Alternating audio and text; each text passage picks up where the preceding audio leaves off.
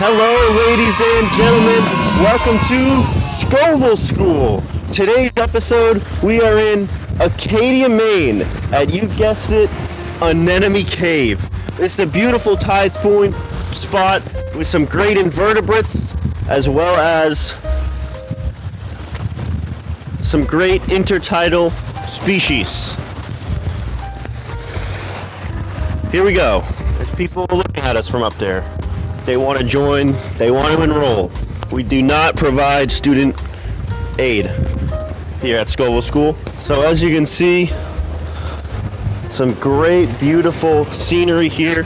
There's a couple species of snails here in these smaller pools. Amazing. Snails are obviously a staple of any intertidal pool. They help eat away some of the bacteria on the rocks, eat some of that algae, keep it clean. Nature's cleanup crew. But that is just about most species. But let's keep going, shall we? These rocks are clearly covered in a intertidal seaweed that, as you can see, survives outside of the coastal waters. Here we have our first small pool. So let's see what we got, huh? A very small crab. Let's see if I can get him. He looks too small to... Oh, there he is. So here we have a small green crab. Green crabs are actually invasive to the coast of Maine, as well as, I'm gonna fall over, most of New England, but a great species nonetheless. Put him back in there.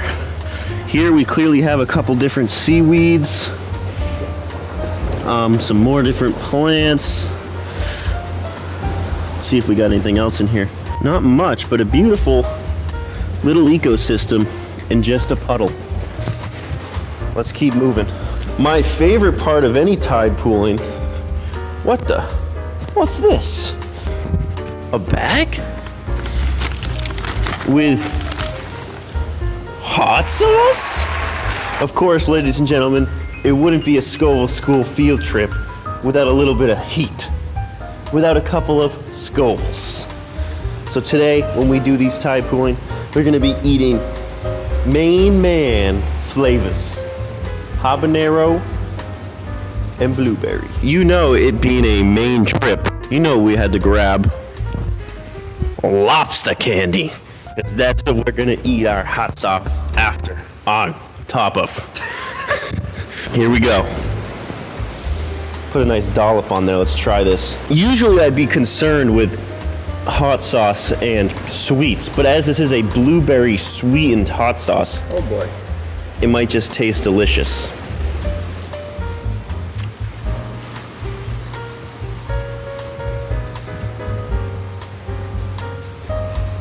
I was wrong.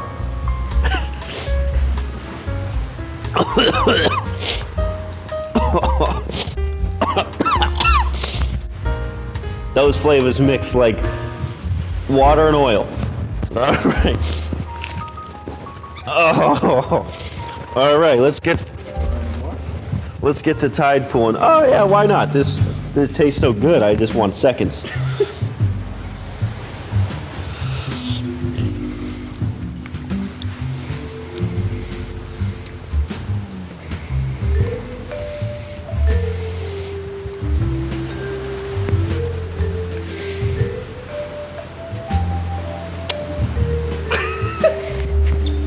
It tastes like straight vinegar. Like if you're the type of guy that dips their lollipops in just a can of vinegar, this would be great for you.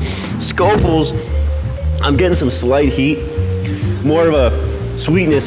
The vinegar is much overpowering the heat though. But for your average viewer, this could be good. I believe they pollute something like 2 bajillion pounds of plastic into the ocean every day. And this place is the ocean and it's still standing, so I think a couple ounces of hot sauce is the least of our worries. So let's get our first tide pool in. Oh, look at this, ladies and gentlemen.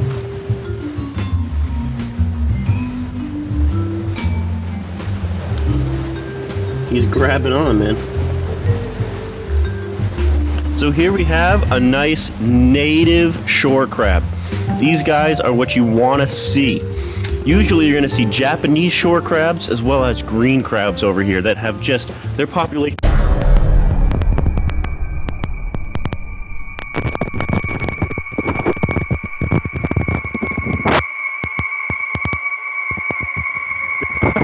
It's just exploded in the past years. These guys are healthy for the ecosystem. Now take a look. If you look at their underbelly and if he stops biting me, stop it. Ow. You can see underneath. Can you get a zoom in on this? See that spear-shaped belly flap? That right there? Maybe we can do something in post with that. That is how you know this is a male crab, ladies and gentlemen. If it was a female, this would be very round and it would be holding the eggs.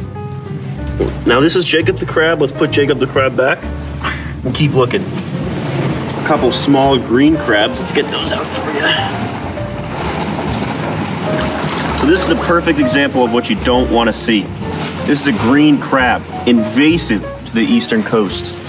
This is also a male,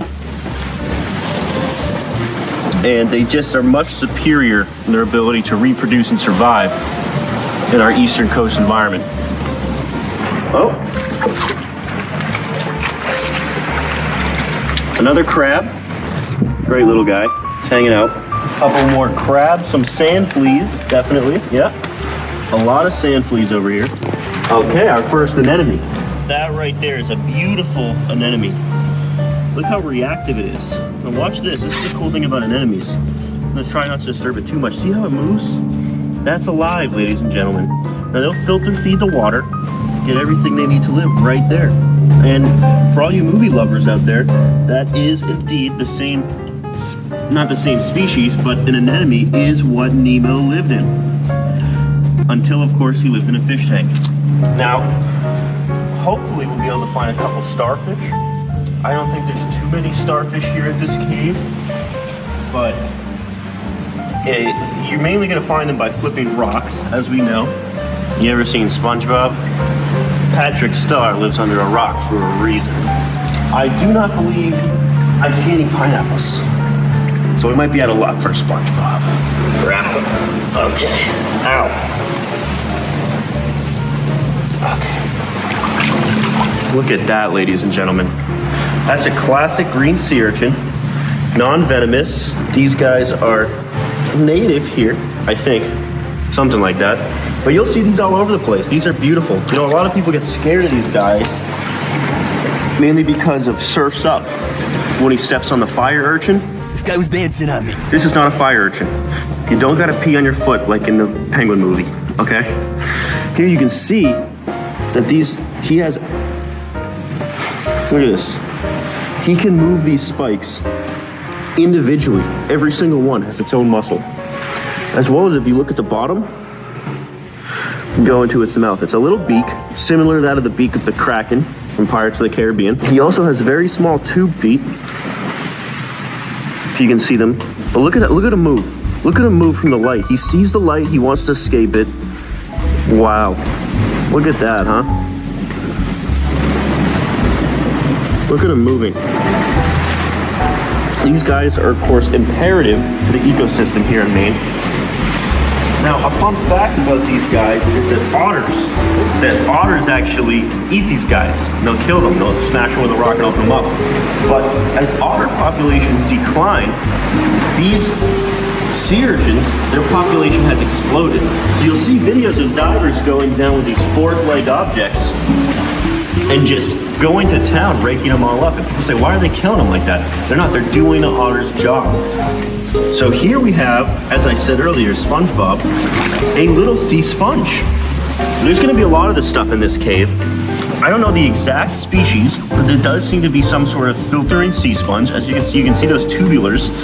Now, if we've had any sort of dye, you'd understand that water is actually going in and being pumped out through those tubes, and that's how they get their water filter feed. It really is like a fish tank filter. Looks like we have some bigger ones over here. Some here, some there, a nice round one over there. Now, we all know it does look different than than SpongeBob. But if you ask me, he could flip a burger just as good, okay? Here's another green crab just hanging out.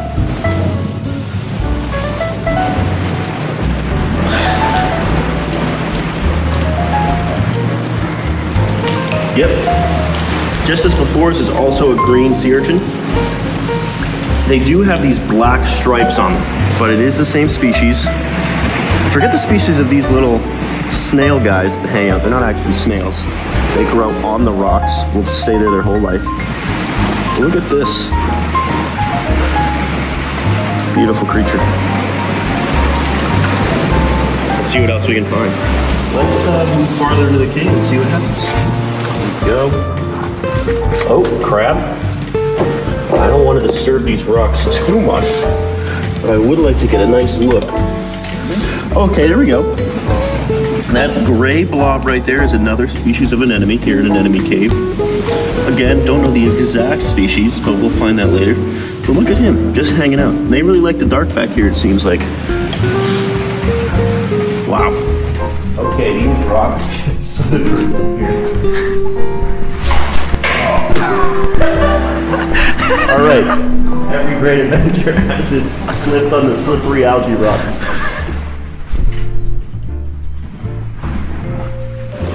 This is what, that's a rock tunnel. They're very slippery and they escape easily. So they're hard to catch.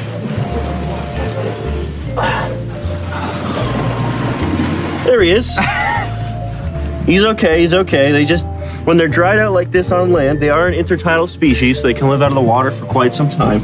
They like to live under rocks, given the name, as well as in mud. They slow down, they don't move, but they are alive. These are great little creatures. Very slimy. Beautiful. Beautiful. Now let's get this guy back in the water.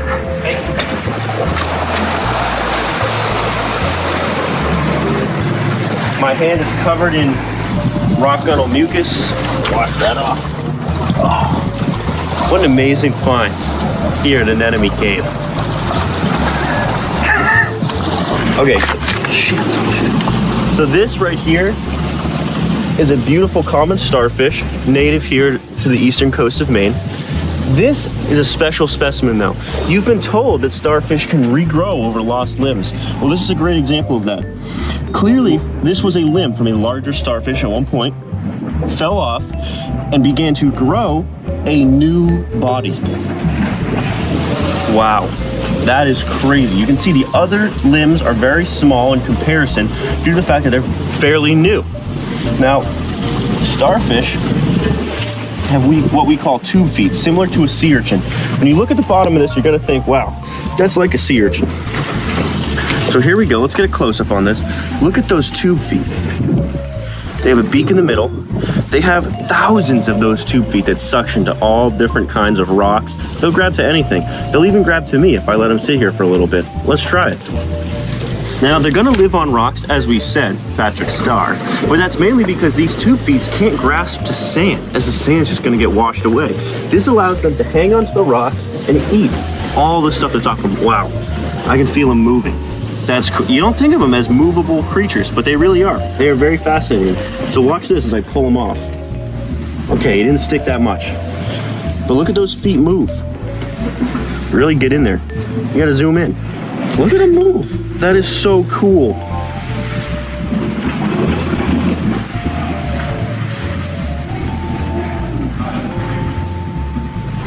That is an awesome find. Let's put him back where we found him. Let him continue to regrow.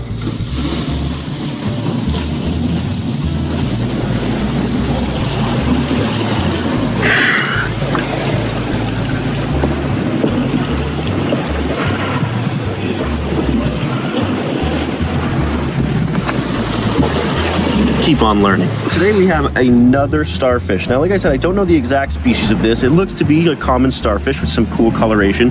This one is very attached to this rock, so as we can see. Look at those tube feet.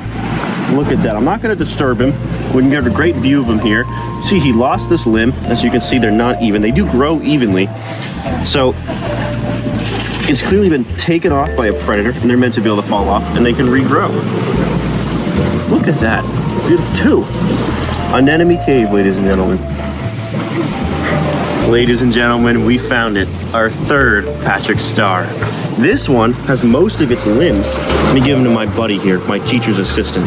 Feels like magic in the palm of your hand. Ladies and gentlemen, here we are in Anemone Cave. This place has got anemones, starfish, all different species of coral. But my favorite thing of all, the crabs.